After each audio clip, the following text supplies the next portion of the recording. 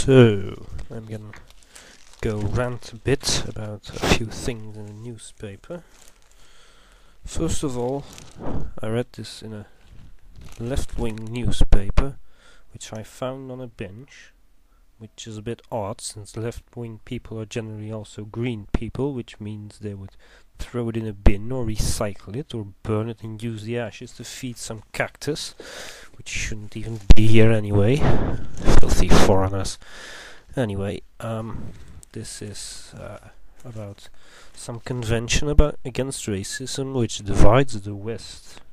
God knows why it's called the West. I mean, if you're in America, like most of you will be, then Europe is actually east of you, and what is called the West, which is west of you, is actually called the East, which makes absolutely no sense.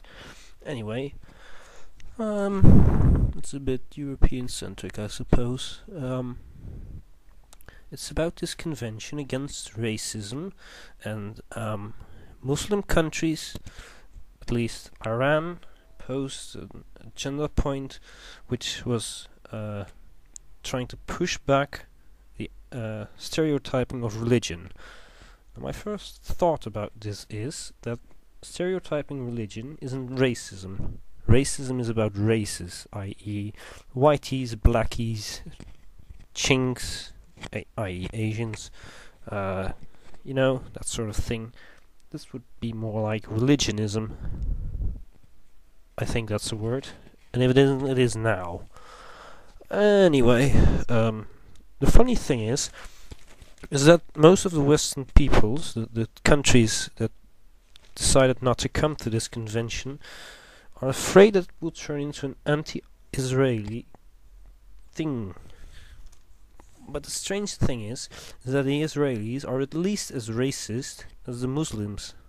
I mean, and I'm not kidding you, there's a Jewish organization which is pushing for ethnic purity in Israel. I mean, seriously, Jews asking for ethnic purity? That's, well, let's just say Hitler would laugh his arse off. Let's see what we have next.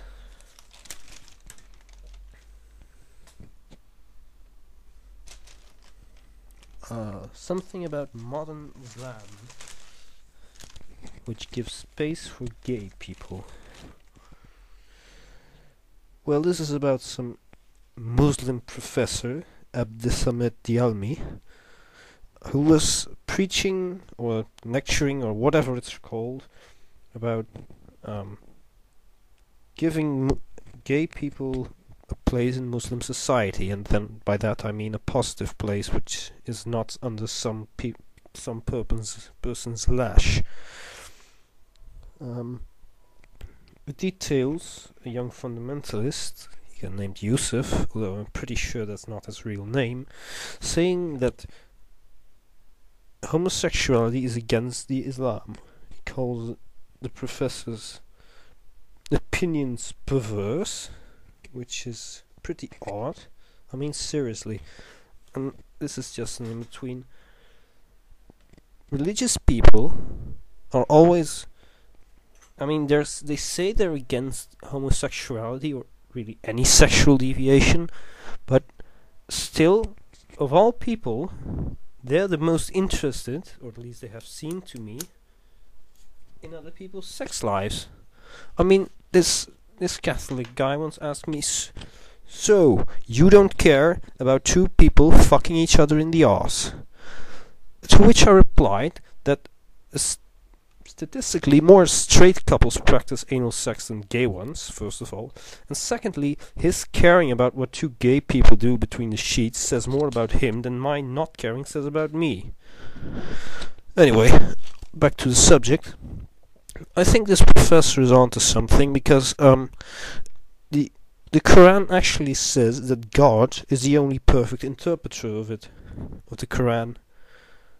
So really, you can anything that makes vague sense would work, and fundamentalists are going to call everyone who disagrees with them non-Muslims anyway. I mean, they call you not a Muslim because you disagree with them, and that's because they're twats.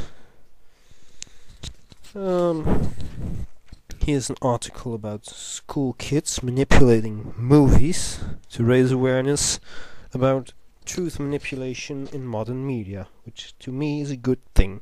These kids, they were sent out and they were supposed to make either a negative or a positive image of a street. So they interviewed people and you could see how they manipulated the image, how they manipulated and cut into the